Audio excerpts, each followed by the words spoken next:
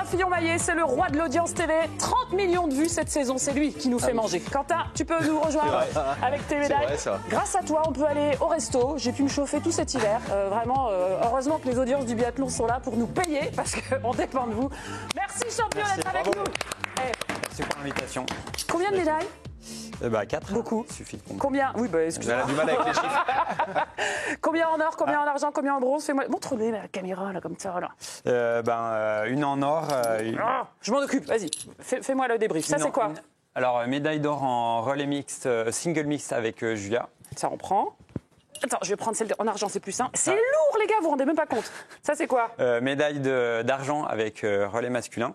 Ok. Donc, la plus mauvaise course de l'année, c'était de l'argent. Ah, ok. Ouais, pas mal, ça. Et, alors l'une et l'autre se ressemblent beaucoup, mais individuel et sprint. Ouais, je vois derrière. C'est bon, il a tout bon. Il a pas triché. Quentin, alors 5e du général cet hiver, si je dis pas de bêtises, 4 médailles sur 6 aux mondiaux, mais toujours pas de titre de champion du monde en individuel. Non. Est-ce que c'est quand même toujours... Alors on regarde quoi quand la saison est finie? On regarde ce qui a manqué ou ce qu'on a gagné? Un peu les deux, parce que y a la frustration de me dire il faut alors repartir après 2026 pour aller chercher un titre. Pourquoi? Sinon tu te serais arrêté? Non. Attention.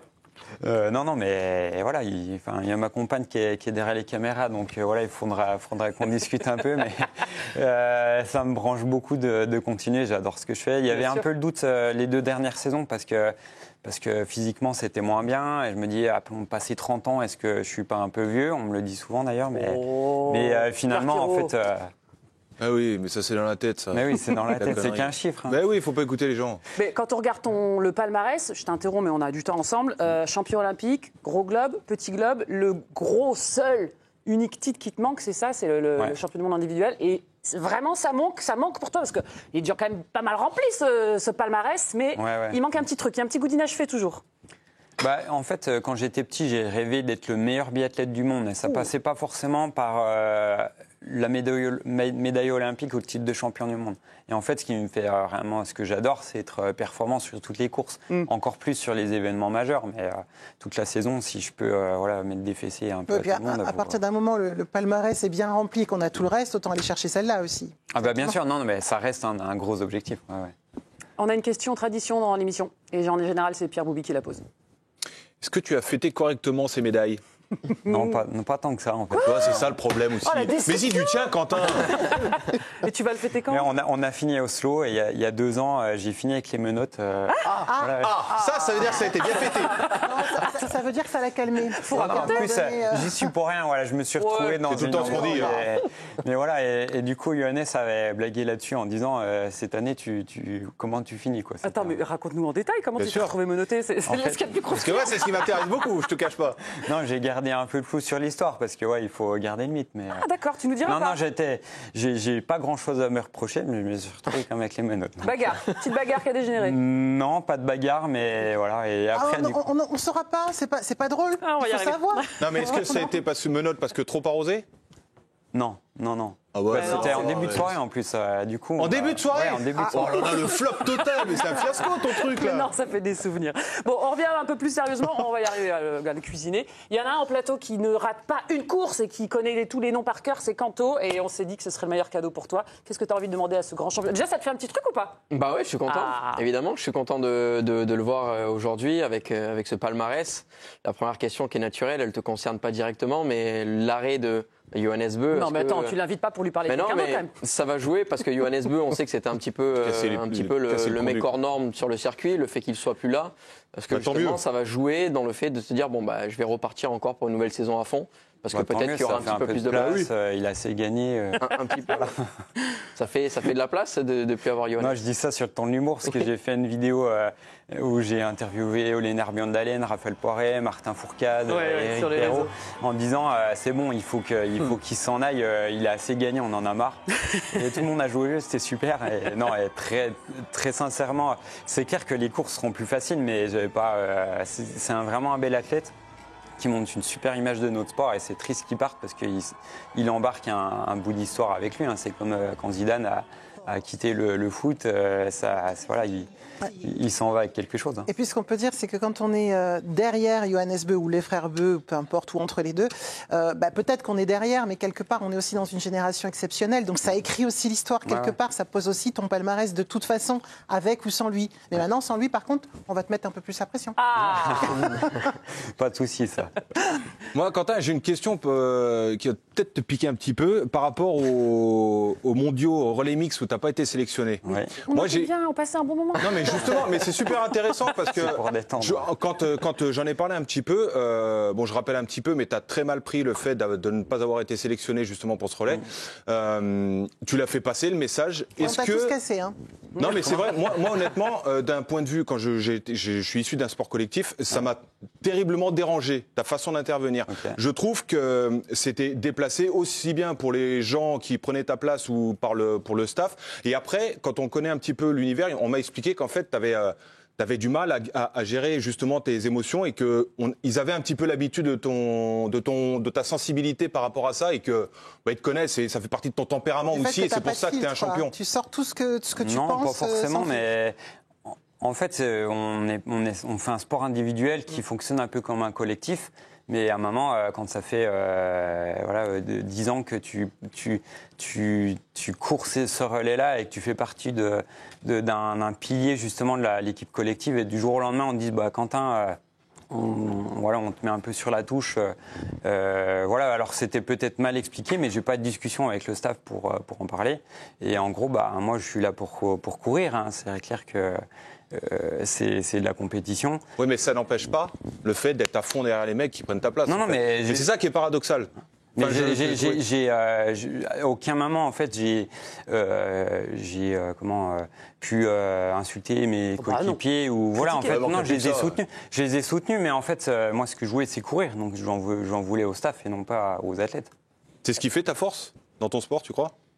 Le fait d'être têtu, d'être une bourrique et d'être dans ton truc comme ça. Oui, c'est clair que si t'as pas une force de caractère, on peut pas exister. On fait de la compétition, il faut savoir s'imposer et voilà. Alors peut-être que je l'ai mal annoncé face aux médias, mais en tout cas j'avais ça sur le cœur, j'avais envie d'en parler et ça changeait rien. On aime bien, c'est sans filtre, nous. Mais ça fait partie du truc. Hein. J'ai une question d'ordre athlétique. Beaucoup de gens se demandent quel est le réel niveau physique des biathlètes.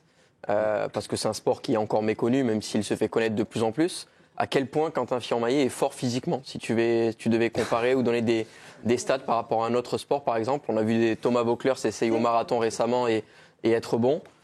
Comment tu pourrais comparer finalement les performances d'un biathlète de haut niveau, un Johannes Beu, toi, les meilleurs de ce sport par rapport à d'autres sports ? C'est dur. Faudrait, ça dépend suivant les sports. Si je me suis aussi essayé au rugby quand j'étais petit, j'avais pas le gabarit. Moi non plus. C'est étonnant, il y a tous les gabarits. Mais sur les sports d'endurance, je pense qu'on se débrouille. Après, la difficulté, c'est que nous, on s'entraîne spécifiquement pour un sport et que si je voulais me comparer aux cyclistes ou sur du marathon, par exemple, il faudrait que je m'entraîne spécifiquement dans ce sport-là. Mais c'est difficile à dire, mais je pense on peut se comparer en termes de VO2 max, les tests qu'on fait, où on fait partie des meilleurs. Vous êtes à combien, si c'est pas indiscret ? Là, tu vas perdre tous les noms. Non, mais c'est le plus haut que j'ai fait, c'est 83 de VO2 max. Sachant que déjà un bon sportif, quand on atteint les 60, 70... Bien sûr, c'est à ce moment-là que j'étais. Un mec normal, c'est combien, VO2 max ? J'étais entre 50 et 60. Non, mais c'est normal. En fait, on ne se rend pas compte à quel point leur cardio et leur VO2 est hors norme. Surtout franchement, c'est incroyable. Je suis désolé, tu as été trop loin. Il faut que tu expliques quand même un petit peu ce qu'est la VO2. Oh là là, rapidement alors. J'ai pas fait science, moi. En fait, c'est les capacités cardio-respiratoires. C'est-à-dire on mesure un peu la capacité à emmener l'oxygène dans les muscles via un mec normal, c'est entre 39 et 43. Oui, non, mais bien sûr. C'est énorme. Quand on parle beaucoup de préparation, justement, dans un an, c'est les Jeux Olympiques d'hiver. Est-ce que ta prépa va être différente ou tu vas suivre le même cheminement ? Je vais pas tout révolutionner au vu de l'événement. En fait, ça fait c'est l'expérience, c'est-à-dire que chaque année, j'essaye de garder ce qui marche le mieux, et puis d'améliorer ce qui peut être amélioré, et puis de continuer à pousser la machine un peu plus loin. Donc, c'est-à-dire on pousse le maximum de détails. À savoir que pour la saison prochaine, physiquement, la préparation était bonne. Donc du coup, quelques petits ajustements. Et puis après, c'est sur le tir que ça a pêché. Donc là, c'est là-dessus qu'il y a le plus de travail. Et est-ce que tu as une...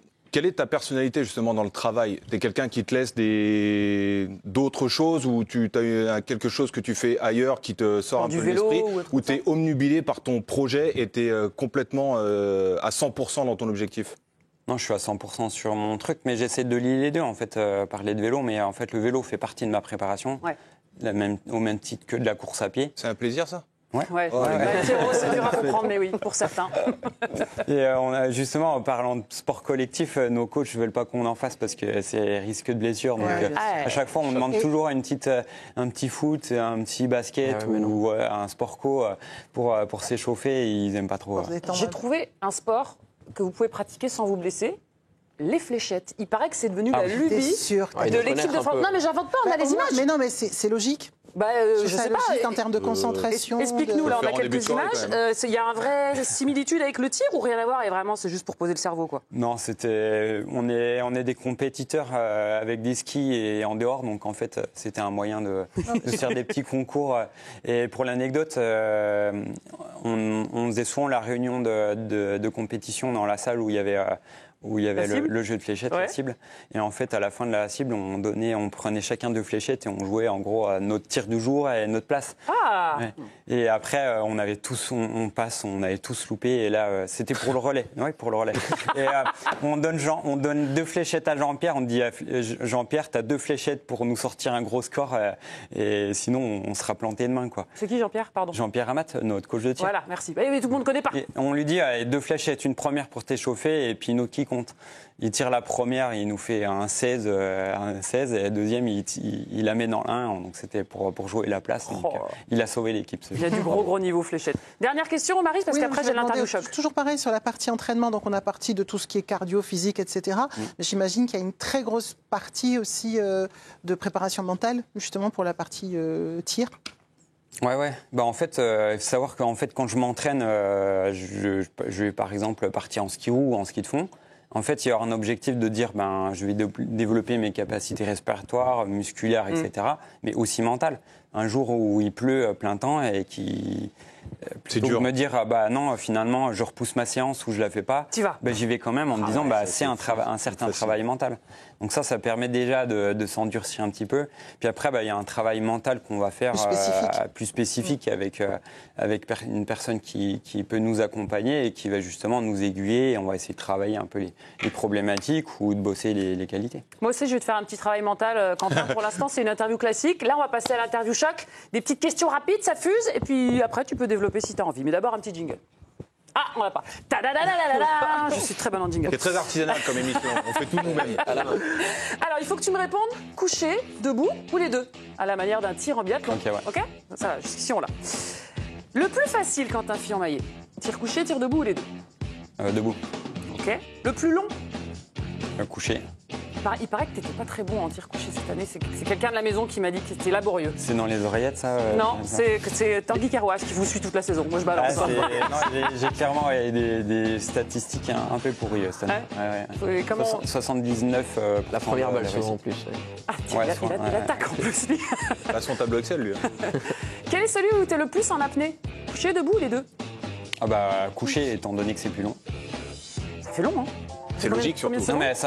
Non, mais on ne fait pas tout le tir en apnée. Mais étant donné que le tir. Sorti de tir, les bleus. on est en plein effort, donc ce serait compliqué de couper sa respiration longtemps. Le tir fait à peu près 26-27 secondes et on respire entre chaque balle. Mais c'est des apnées courtes. Ça bouge pas trop. Le debout, c'est plutôt 19-20 secondes. On en a parlé tout à l'heure, mais la fête de fin de saison, t'as fini debout ou couché? Je suis allé m'allonger dans le lit pour finir ce soir. Bien. La muscu chez toi, c'est plutôt debout ou couché? Tu peux faire En gros, les jambes ou les bras, quoi? Tu peux faire les deux. Les deux. Je sais que t'es pas très foot, mais un match du PSG devant sa télé, ça te laisse coucher ou tu te lèves? Je finis couché. Par le spectacle? Ouais. Ah tiens, la nourriture. Grignoter un bout de comté du Jura, c'est plutôt debout ou couché? Peu importe, il faut. Dans toutes les positions. Dans toutes les positions. Quel compter, tout va Les bien. deux. Toujours accro au petit bout de fromage. Oui. C'est fou ce truc. Ça, c'est bien. C'est contractuel. Hein. Ouais. Non, c'est juste. T'es en train de nous dire que t'aimes pas ça, mais que t'es obligé, c'est ça? Non, je suis très fier de ma région et je plaisante là-dessus, mais non, c'est une religion chez nous. Franchir la ligne face à Johannes Beu, bah, du coup, dans le passé, c'était plutôt debout ou couché? Dans le passé. Bah, parce que ça n'arrivera plus. Ah bah devant déjà, mais, Ouais. Mais- on peut allonger, peu importe, mais Ouais, c'est devant. pour la figure de style allongée. Ton prochain mois de vacances, debout ou couché? Genre, tu vas faire la crêpe Non, plutôt debout. Un peu allongé, mais. Tu te reposes jamais, quoi. Alors, debout ou allongé? Bah, un peu allongé, mais principalement Actif. debout. Ouais. Actif, ouais. Il se repose jamais. Chanter très fort et très faux, c'est debout ou couché? Debout. Il paraît que c'est Sia. C'est toujours ça? Je chante pas, je l'écoute plutôt, mais Il vaut mieux pas.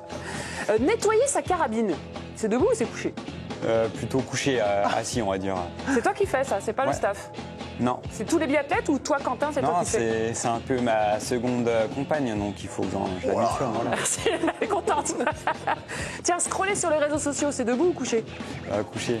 Ça va mieux les haters depuis le coup de gueule? Ah, ils sont calmés moi, je regarde pas, je m'en fous. Parfait. Lire l'équipe un lendemain de victoire. On en a trouvé une comme ça par hasard. Il y en a eu beaucoup sur toi cette saison. On en a une petite, je crois que c'est le triplé des garçons. Là, voilà. Ouais. C'est mieux couché ou debout? Assis. Ça touche ou c'est anecdotique? Ah non, je suis flatté, très flatté de faire la une de l'équipe. Ah. Quand j'étais petit, si on m'avait dit tu aurais fait X fois la une de l'équipe. X fois, il n'a même pas le nombre. Non, bah, je sais pas, mais. Le mec est devenu blasé. Une Non, petite mais dernière. c'est quand même l'équipe, c'est la référence de journal de sport et d'être dedans à la une, c'est beau. Très bien, ça nous touche. Une petite dernière, puis comme il y a madame dans le public, ça va lui parler aussi. On parle paternité un peu, parce qu'il paraît que ça travaille. Ton premier enfant, tu vas le faire coucher ou debout? Oh, mais t'as pas le droit. C'est sa réponse qui apporte. Ça dépend des envies. Ouais, T'en Le dire les deux. au Hein. premier degré. les deux, ouais, Non. les deux. Le gars va rajouter des positions derrière, tu vas rien comprendre. toi. Il y a beaucoup de connotations. J'aborde le sujet parce qu'il paraît qu'on y pense et que On y pense, la ouais, fin on de y saison, pense. la fin de carrière, peut-être Ouais, mais enfin, bientôt. il pense peut-être pas à la position. Non mais non, c'était anecdotique. Pourquoi elle revient dessus? Il a déjà un berceau pour la carabine et on peut pas voir Voilà. pour tout le monde. C'était l'interview choc de Quentin Fillon-Maillet. Merci beaucoup d'avoir répondu sans langue de bois. J'ai une toute petite dernière question. Jeudi, on va recevoir Éric Perrault à ta place. Ouais. Il t'a doublé au général. On l'aime pas, tu peux balancer. Donne-nous des casseroles, donne-nous des dossiers. Qu'est-ce qu'il va falloir que je... Les menottes, non, il n'y a pas une autre anecdote? Non, mais bon, Johannes se barre, mais il y a des jeunes qui viennent. Voilà, Insupportable. Insupportable, non, mais c'est pas vrai. On peut pas être tranquille, On 5 peut pas minutes. faire notre sport tranquille. Voilà. En plus, ce dimanche, le sportif du dimanche, il y va tranquille, pas de pression. Normalement. Eh non, Voilà. le petit jeune, il arrive, il est devant. C'est relou, les jeunes. Merci beaucoup. Toi, t'as quoi derrière? T'as les épreuves de douane. C'est ça, avec la course Ouais, de patrouille. ouais. J'ai vu ça. Oui. C'est un truc de fou. Ça s'arrête Gyrophare, jamais, en Ils fait. sont tous à la douane. Un gyrophare sur le truc ou Ouais, j'y repars. Ouais. Je rends les médailles au patron. Merci.